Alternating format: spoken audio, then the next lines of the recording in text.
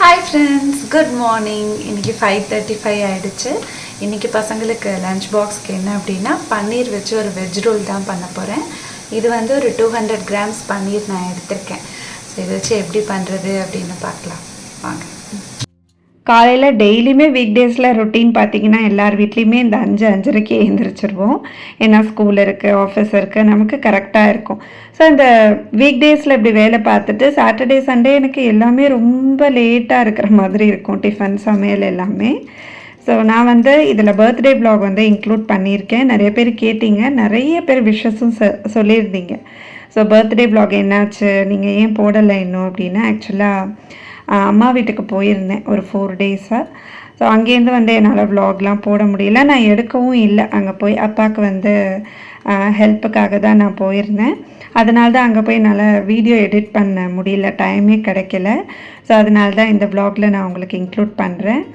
Shorts வந்து recent டேஸாக என்னால் வந்து அப்லோட் பண்ணவே முடியல.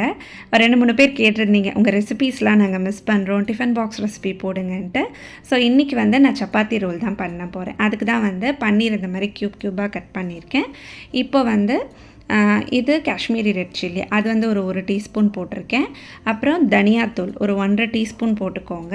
அப்புறம் கரம் மசாலா, தேவையான அளவு உப்பு, தயிர் ஒரு 2 டீஸ்பூன் சேர்த்துக்கலாம். அப்புறம் ட்ரை மேங்கோ பவுடர்.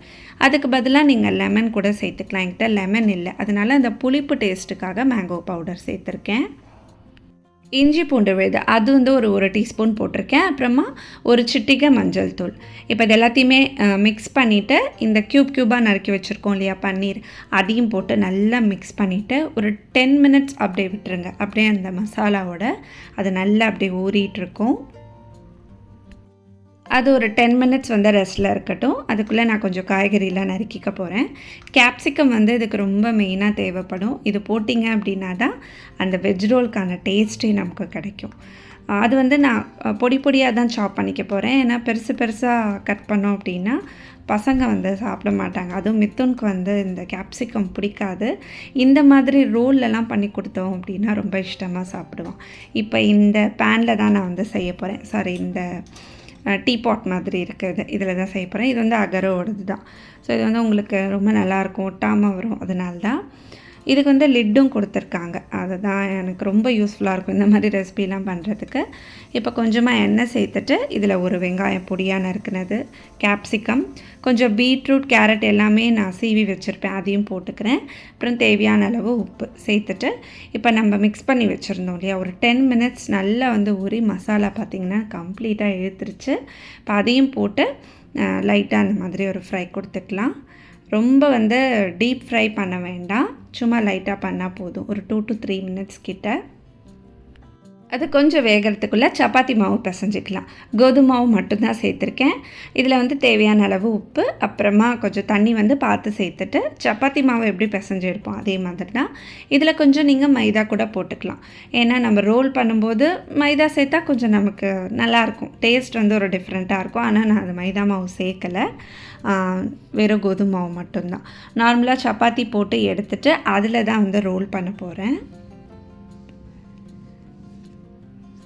ஸோ இந்த பேனும் பார்த்திங்கன்னா அகரோடது தான். அதுவும் வந்து உங்களுக்கு இண்டக்ஷன் பேஸ்ட், எனக்கு ரொம்ப இது யூஸ்ஃபுல்லாக இருக்கும். இப்போ வந்து சப்பாத்தி நார்மலாக போட்டு எடுத்துட்டேன். இதில் வந்து கொஞ்சம் நம்ம பட்டர் கூட சேர்த்துக்கலாம், நல்ல வாசனையாக இருக்கும். நம்ம கடையிலலாம் சாப்பிடும்போது மைதா மாவில் சப்பாத்தி மாதிரி பண்ணி அதில் ரோல் பண்ணி நம்ம சாப்பிட்ருக்கோம். ஆனால் இது வந்து ரொம்ப நல்லாயிருக்கும், கோதுமை மாவில் பண்ணுறதுனால டேஸ்ட் வந்து டிஃப்ரெண்ட்டாக இருக்கும். பசங்களும் விரும்பி சாப்பிடுவாங்க. ஃபஸ்ட்டு நம்ம ரெடி பண்ண அந்த பன்னீர் ஃப்ரையை வந்து அப்படி போட்டுட்டு இதில் கொஞ்சம் மயோனைஸ் அதெல்லாம் நான் சேர்த்துக்கிறேன். ஒயிட் மயோனைஸ் எல்லாமே. இது எல்லாமே வந்து உங்களுக்கு டேஸ்ட் வந்து இன்னும் எக்ஸ்ட்ராவாக சூப்பராக இருக்கும் சாப்பிட்றதுக்கு. கொஞ்சம் மேலாப்பில் கொஞ்சம் சீஸ் போட்டுக்கிறேன். ஸோ இந்த மாதிரிலாம் பண்ணி கொடுத்தோம் அப்படின்னா ஒரு ட்ராப் கூட டிஃபனில் பாக்ஸில் இருக்காது, காலியாகி தான் வரும். ஆனால் இது வந்து எப்பயுமே நம்ம பண்ண வேண்டாம், வாரத்தில் ஒரு நாள் அந்த மாதிரி நான் பண்ணி கொடுப்பேன், இல்லை 2 வீக்ஸ் ஒன்ஸ்.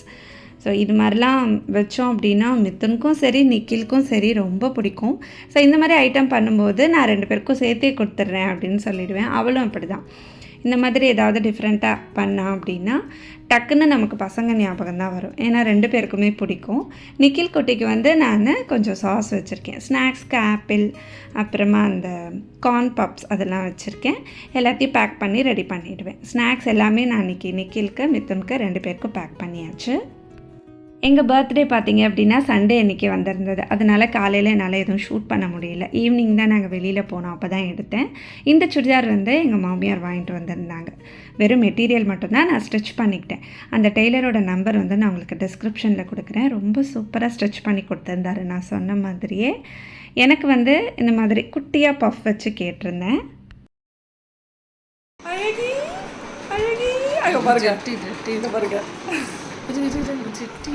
ஹாய் சொல்லு, ஹாய் சொல்லு, கண்ணாடி போட்டு ஹாய் சொல்லு, கண்ணாடி போடு, கண்ணாடி போட்டு ஹாய் சொல்லு.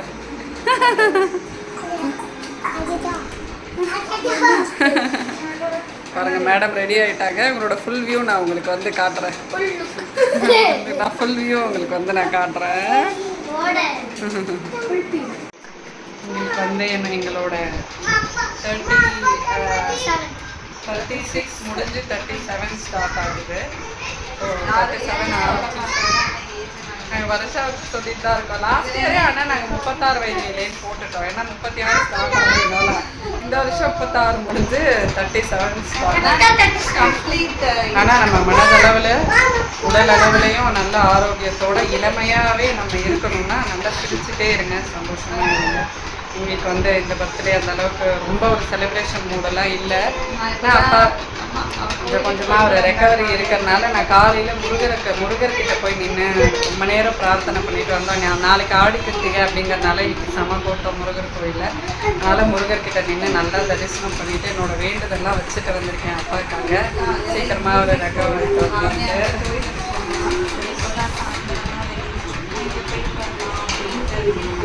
வடபழனி போகணும் தான் ரொம்ப நாள் ஆகிடுச்சு. அப்பாக்காகவே போகணும்னு நினச்சிட்டே இருந்தேன். பர்த்டே வருமா அப்படியே போயிட்டு சாமியை பார்த்துட்டு வேண்டிட்டு வர மாதிரி எனக்கு ஆகிடுச்சு.